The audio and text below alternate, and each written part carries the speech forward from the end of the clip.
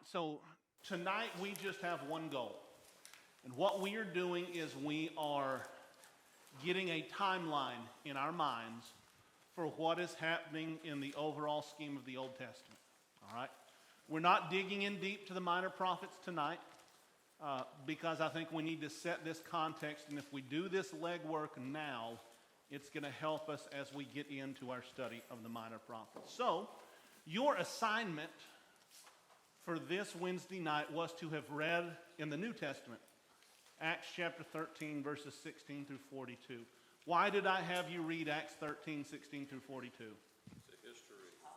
Because I didn't want to assign you to read 1st and 2nd Samuel and 1st and 2nd Kings. That's right. Okay. And really, as you are reading here in Acts chapter 13, whose history is being recounted?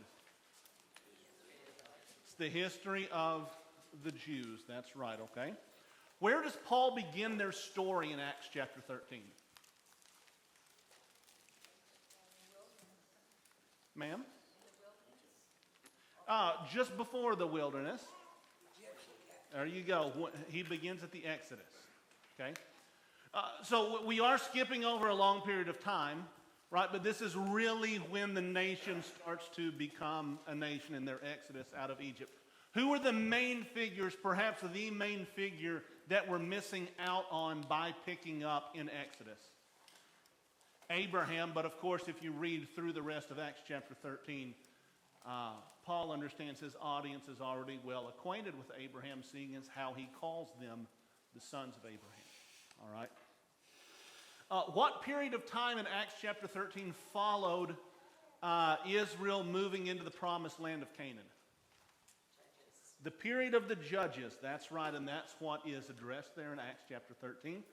What ended the period of the Judges? Yes, and this is 1 Samuel chapter 8, when Israel stakes out the argument that we want a king. Okay? And so they're going to be given a king. In fact, they're going to be given many kings.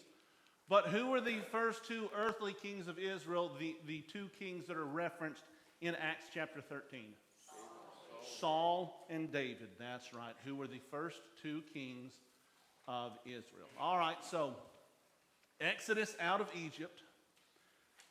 We get into Canaan after 40 years of wandering. We go through a period of judges, faithfulness, then unfaithfulness, captivity, repentance, deliverance by the hand of a judge, and the cycle begins again. That is really what the book of Judges shows us. Next come the kings, Saul, David. Who does Paul not mention in Acts chapter 13? Solomon. And what happens after the reign of Solomon? Okay, this is where we're going to pick up in our timeline together. Okay, so you should have this timeline, and we're going to start filling this in right now. So let's draw our timeline up here. And we are going to start way back here in 930 BC. Okay? I will just tell you this about dates. I'm using dates that I'm comfortable with. Okay? These are dates that I've done homework on them. These are dates that I am comfortable with. I think they represent pretty fairly the time frame of things. Might there be a little bit of wiggle room, years to the left, years to the right? Certainly. Is it absolutely important that you know these dates? No. But sometimes do our minds retain information better when we have these sorts of dates? Yes, and so that's why they're going to be up there, okay? So, using your context clues, what do you think is happening in 930 BC? There we go. 930 BC is when you're going to have the kingdom divide. Israel divides after the reign of Solomon. And we've got two kings now. Who come after? What two people come after Solomon as kings? Rehoboam and Jeroboam. Okay? The nation divides into two different groups. How do we identify these two different groups? Israel and Judah. How else might we identify them? The northern kingdom and the southern kingdom. Who was the northern kingdom? Israel. That would mean the southern kingdom is Judah. Sometimes you're going to hear these referenced by the tribes that made them up. The northern kingdom is sometimes called Dan, sometimes called Naphtali. Southern kingdom is already called Judah. Sometimes it will be called Benjamin. Those are the two tribes that made up the southern kingdom of Judah. All right, we're going to go along in our timeline here to 722 BC. What momentous thing happens in 722 BC or thereabouts? The Assyrian captivity. Who is going to go off into Assyrian captivity? This is going to be Israel. This is the northern kingdom. In about 722 BC, Israel is going to fall to the Assyrians. They are taken captive. And they, for all intents and purposes, are never reconstituted as a nation. Okay? So this is 722 BC. For all intents and purposes, as a country, as a nation, as a unit like that, this is the end of the northern kingdom. Okay? There's one caveat we can put here, and that is there are some from the north who are deported into captivity who will eventually find their way back into Judah and who we will also read about in the New Testament. So it's not like 722 BC, everyone who was in Israel was slaughtered. But they are taken captive. And the nation, the northern kingdom of Israel, is never reconstituted. Okay? So who takes them captive? The Assyrians. Okay? Now, in 612 BC, that kind of looks like a battle scrum icon, doesn't it? And that's what we've got here. 612 BC, we've got another nation falling, but this time it's not a purple nation, so it's not related to the Jews. Who's falling in 612 BC? The Assyrians. Assyria, what was its capital city that we would be familiar with? Nineveh. In 612 BC, Nineveh, the Assyrian Empire, it falls.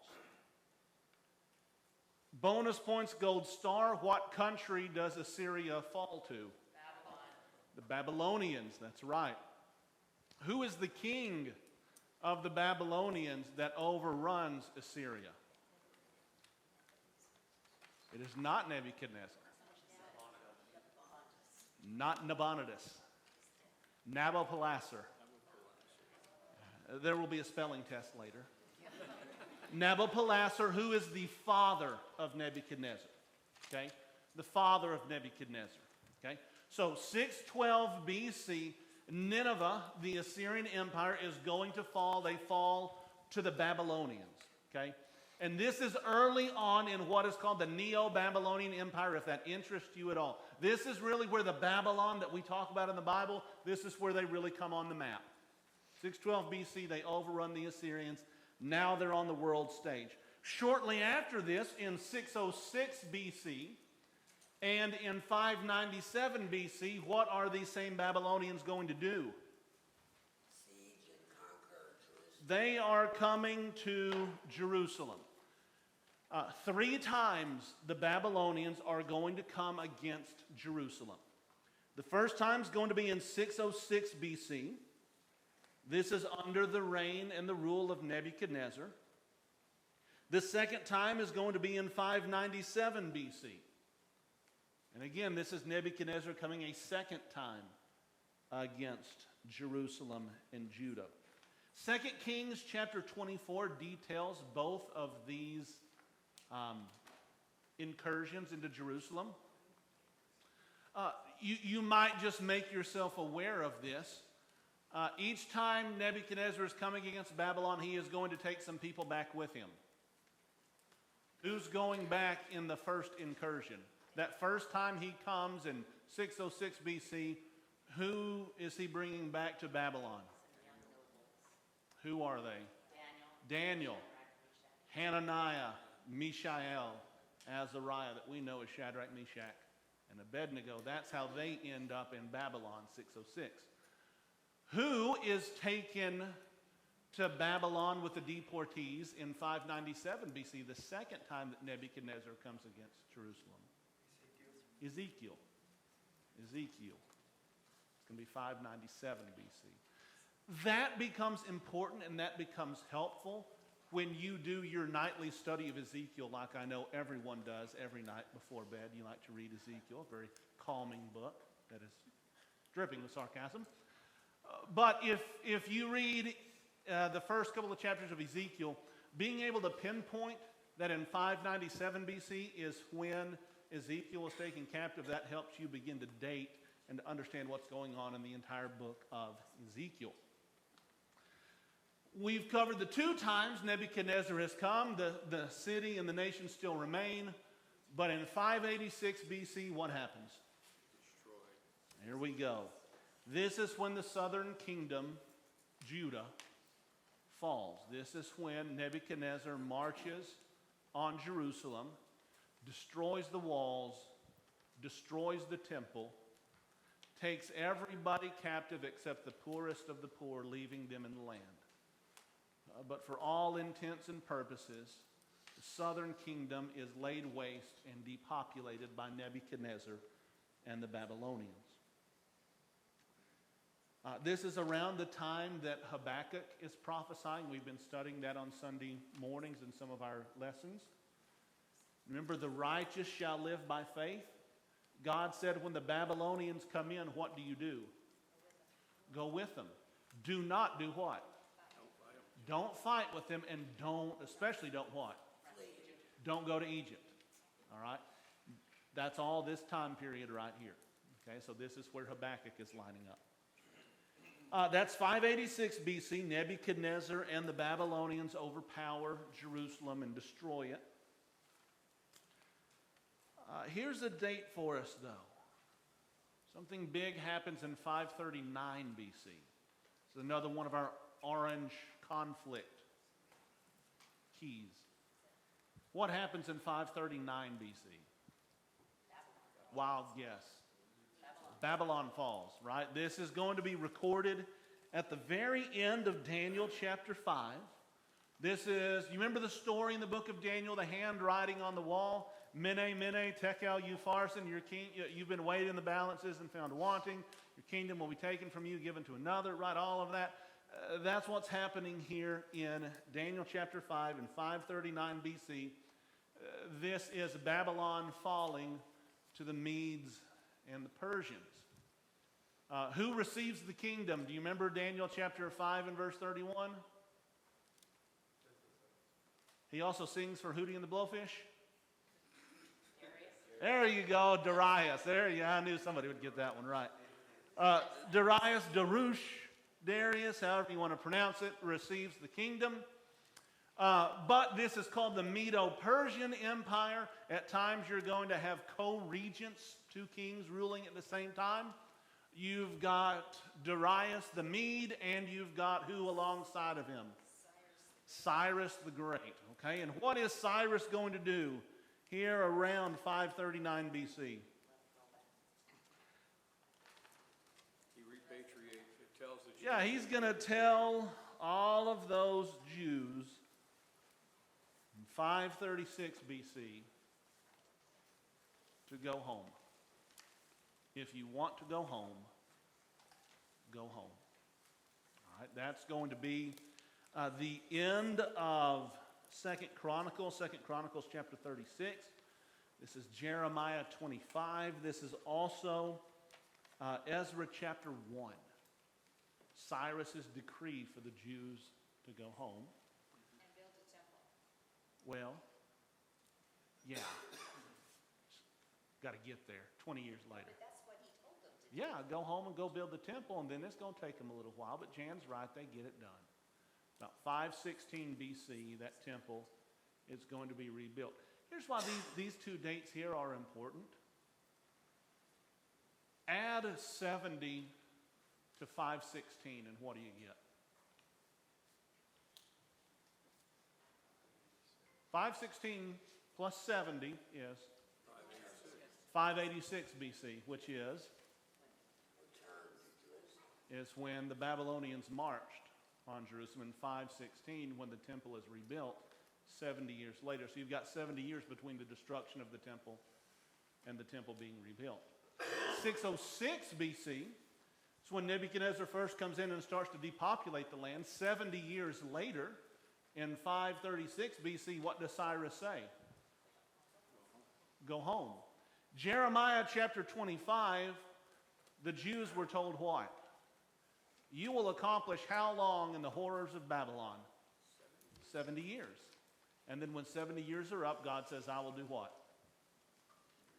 I'll send you home. What does God do? Keeps his promises. Just pick up on that theme there. You've got these 70 years between the deportation of the people, the return of the people, 70 years between the destruction of the temple and the rebuilding of the temple. We've got a God who keeps his promises. Even as nations rise and fall, God is able to work out his will and take care of his people through all of this. Make it quick, Brother Roach. What was the other minor prophet you mentioned during this time period? Habakkuk? You're welcome. We're going to have one more nation skirmish here. Follow our pattern. Who's falling here? Yeah, this is the Medes and the Persians. They're falling here in 331 BC. And the Medes and the Persians are falling to Alexander. Alexander being the head of, yeah, the Greeks. There we go. The head of the Greeks. I know. But we're going to make it easy. Because Daniel chapter 8, Daniel has a vision of a ram and a goat, and they're charging at each other. And the goat with the one horn is going to overpower the ram with two horns. And the ram with two horns, it represents, Daniel 8 tells us, the Medes and the Persians. And Danica, the ram, or the goat rather, in Daniel chapter 8, we're told is who? The Greeks, that's right. And that one prominent horn is going to be broken off and four little horns spring up in its place. Those of you that know history, Alexander sits down and cries because there's no more worlds to conquer. He dies and his kingdom divides how many ways? 4 ways. 4 ways. There you go. All right. So, let me give you this while we've got a couple of minutes. Here is your biblical timeline. Okay? And this is up. This will be up on the website afterwards. So if this is kind of hard to, I made this as big as I could. If this is hard to read, I'm sorry. Made it as big as I could. Tried to color coordinate it. There are some other things going on in this time period that we might be interested in as an aside. For example, in the 900s BC is when the nation of Ethiopia is founded. Okay. In the 800s BC is when the Olmec pyramids are built down in Mexico. Okay. So it gives you just a little bit of a time frame. The games of the first Olympiad occur in 776 BC. There is in 763 BC a notable solar eclipse that occurs throughout Egypt, Israel, and Syria.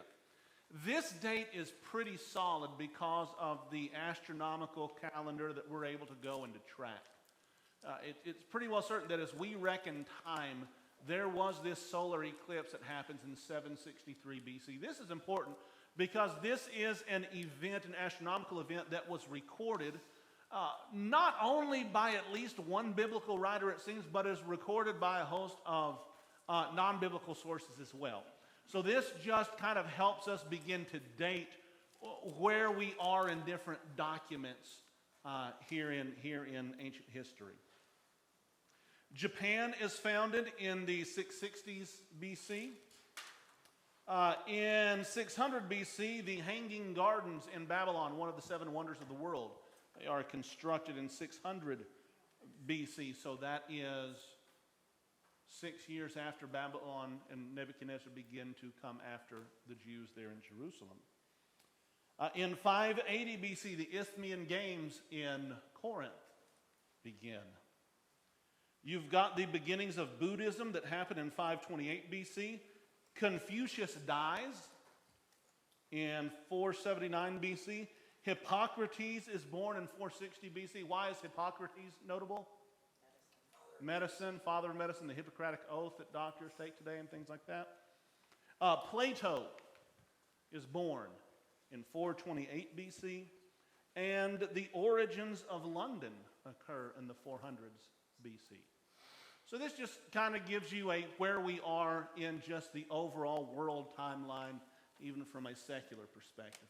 There is kind of what is going on in the world. So I want to show you how we can take this, for example, and make this timeline practical. Let's say we wanted to figure out where Hosea fits on this timeline. Okay? How might we go about figuring out where Hosea falls on this timeline? We can look at who's in charge, right? If we're writing during a time where we have an Israelite king named and a Judean king named, then we know that we are before 722 BC, don't we? Because after 722 BC, there's no more what? There's no more northern kingdom kings, okay? If we have Babylon being referenced, then we're pretty sure we are before 539 BC, because Babylon's going to fall in 539 BC. So let's work through this a little bit, and let's see if we can put a date on Hosea. Look in your Old Testaments at the book of Hosea, just the very first chapter, the very first verse of Hosea. Randy and Eddie and David, would you pass those out, please, gentlemen?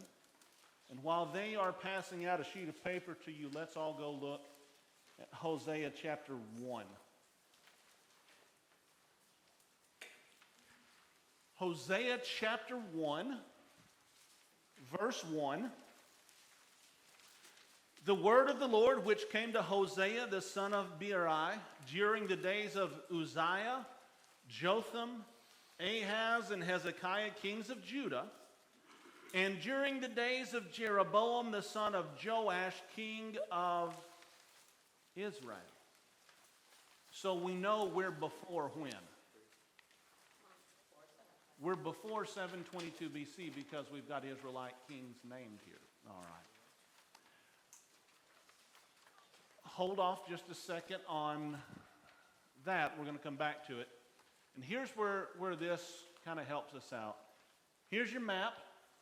All right, made it as big as I could, sorry. I know you're going to have to squint a little bit, but you've got your own paper copy there. I'm going to try to make these colors pop as much as I could. First thing we always do on a map, is what? Color it. Color it, yes.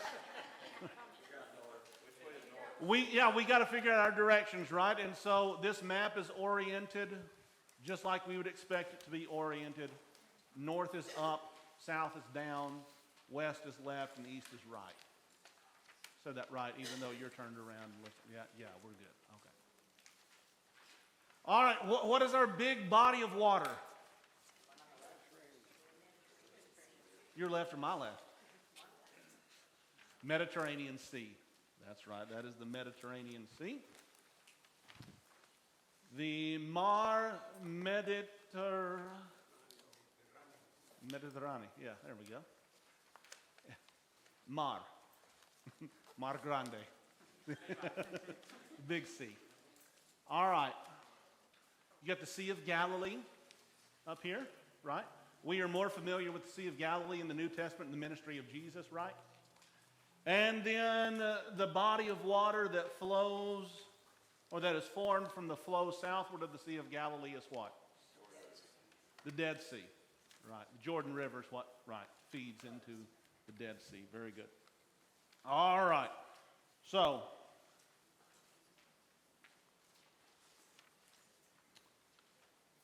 this that we're drawing right here, those are going to be the boundaries for what? That's Israel. That's the northern kingdom. Okay? And I'm putting Israel, and I'm going to put Judah in colors here just because these two nations are going to be so important as we go through as we go through the minor prophets. Which means then if that's Israel, then this right here is going to be what? This is Judah. Very good. As you're looking at Israel and Judah, and I'm going to leave this up here, so don't feel like I'm rushing you. I will leave this up here so you're able to copy if you want to. Right here, you've got capital city in Judah. What is the capital city of Judah? It's going to be Jerusalem. That's right. What is in Jerusalem that is so important? The temple. Very good. The temple is there. All right. Israel, the capital of Israel, the capital of the northern kingdom is what?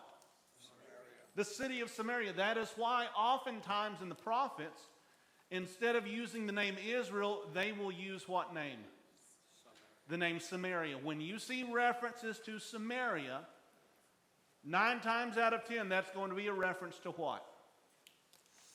To the northern kingdom and to Israel. So when you're reading through the minor prophets and you see a reference to Samaria, unless the context is just really throwing us for a loop there, it's going to be a reference to the northern kingdom. What was so important in Judah, in Jerusalem, as we stated, was the temple. When the nation divides, Jeroboam, who is the first king over the northern kingdom, realizes, what do I not have? I don't have the temple. And if all of my people are going to remain observant Jews, where do they have to go 3 times a year? Jerusalem, which is where? Southern kingdom of Judah. And from a political standpoint, Jeroboam says what? Can't have that.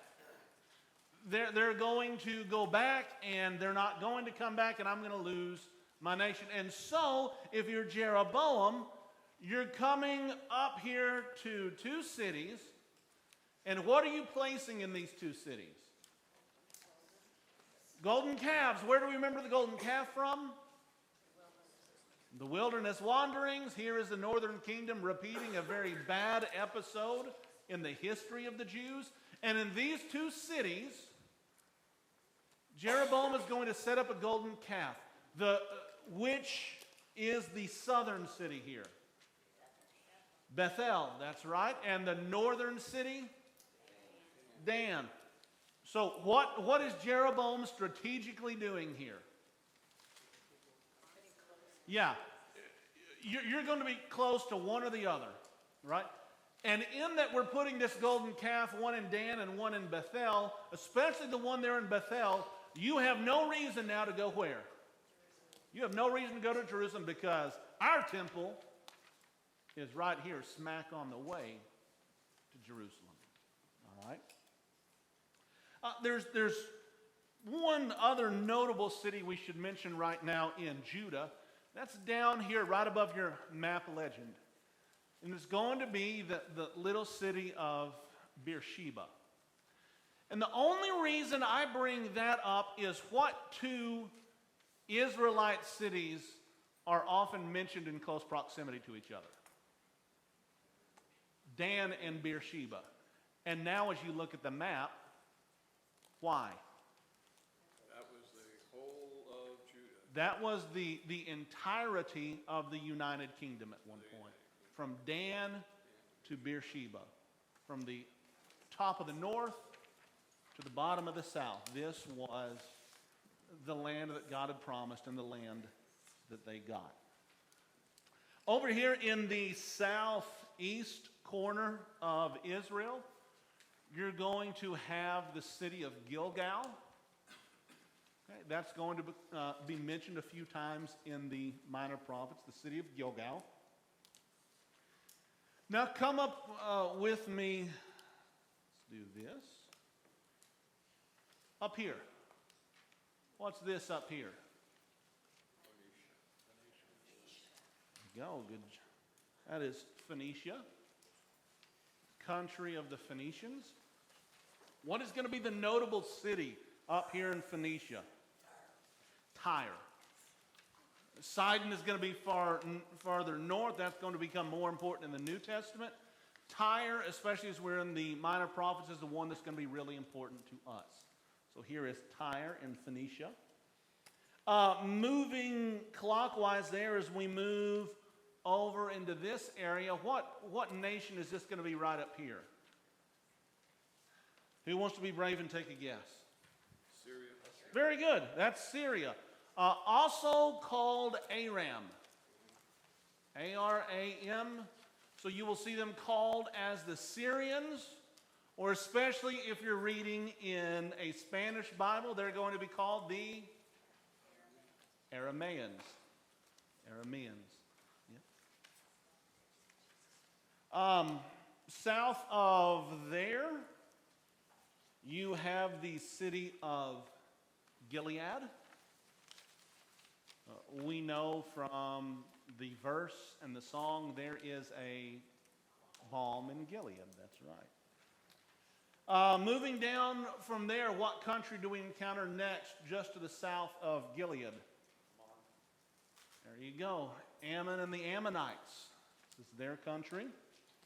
And one of the notable cities in Ammon is going to be Rabbah, which you see on the map right there. Going south from Rabbah and Gilgal on the, as you're looking at the map to the, this is east. Yes, hello Tyler, welcome to directions. To the east of the Dead Sea is what country? These were the people who were perennially a thorn in the side of the Israelites during the period of the Judges. Moab, very good, Moab and the Moabites. Okay? Moab really comes on the scene in the Old Testament. Who has a wife that is a Moabitess? Or who is a Moabitess? Ruth. Ruth is, very good. All right. Kerioth, or Keriot, is one of the notable cities of Moab. That's going to be important at times in the Minor Prophets. And then to the south of Moab is what country? That would just barely be pictured on here. Edom. Very good.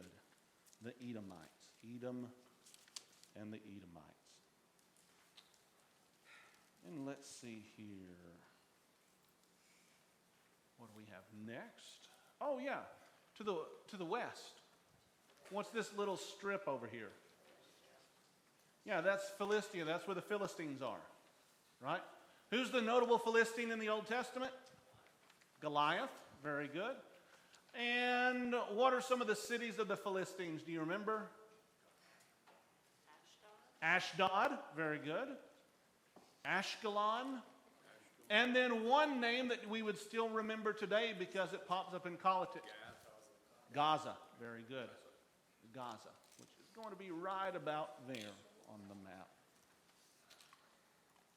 And then to the very far north in Philistia, this is one that will be important in the book of Amos. This is the Philistine city of Ekron. Right there, kind of at the border of the northern kingdom and the southern kingdom, you have the city of Ekron. One other geographic feature we'll mention is up there at the northwest corner of Israel. You have a mountain. Don't say Mount Sinai. Mount Carmel. Mount Carmel. Monte Carmelo, right? Monte Carmelo. And what happened up here at Mount Carmel that you can remember? Elijah and the prophets of Baal. Right, this is where Elijah has the contest with the prophets of Baal right up there on Mount Carmel, which now this story becomes kind of more interesting and important because Mount Carmel is solidly within whose borders? Israel. But yet they have divulged so far at the time of Elijah that you have, was it 750 prophets of Baal, if I remember the story correctly without looking at it? Right. And Elijah complained, I'm the only one that's left. And then God shows his power and his strength there. It's called the shootout on Mount Carmel. That's right. Our friend says cook-off on Mount Carmel. Says what? Cook-off on Mount Carmel. The cook-off on Mount Carmel. I like it. Tyler, Yes, sir. when historically, when did the settled east of the Jordan. Mhm. When That- was that?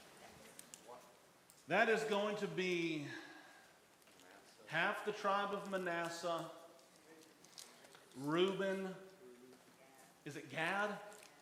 I think so, and that is all going to happen right down in this area.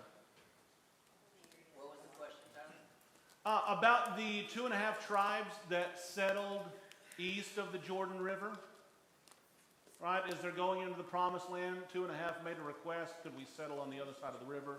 It's going to be that general area So there. my question is it didn't show up on your divided kingdom map. Did they really lost that land by then? Depending on where you are in the timeline of things, yes. More or less, I just drew this map just to kind of Okay. get our minds wrapped around it, but you are correct. You could, at different times, put a little jut out of the northern kingdom across the Jordan where you're going to have the land of the 2.5 tribes. Jim? I thought it was interesting that when the Assyrians moved the population of Israel out, they filled it back in with people from around Babylon.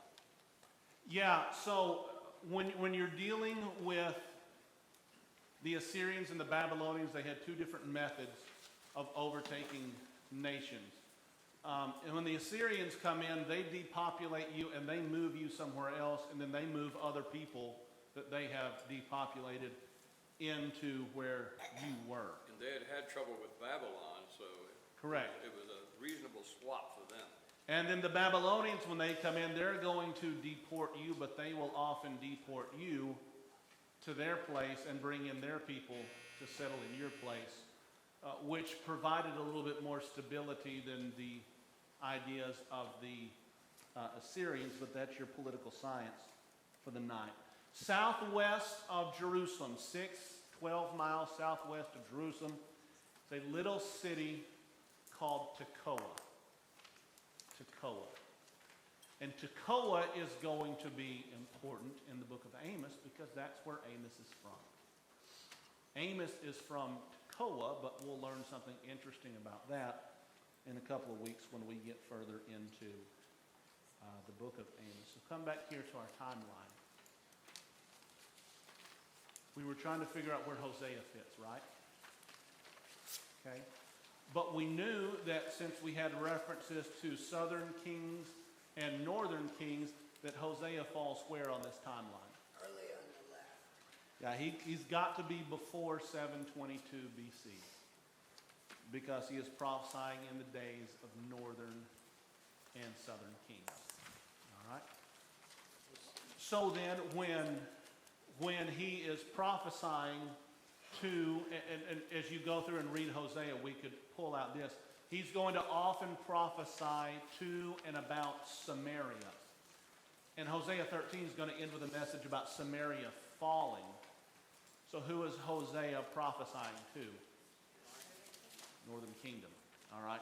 And it's just by doing this sort of legwork here and having this sort of reference that it becomes a whole lot easier to see, okay, Hosea is not talking about what's going to happen in 2030 in the Middle East. Hosea is not talking about something that has happened recently in our timeline. What Hosea is talking about is what was directly on the horizon with Samaria falling to the Assyrian nation in 722 BC.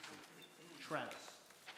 I think you covered it. I was thinking in my head that Hezekiah was king when He is one of the kings. fell, right? When I they believe fell, that's correct. And he mentions Hezekiah, so it sounds like to me he was prophesying right up to the Yep. fall. Absolutely. I think that is a safe assumption to make. Okay.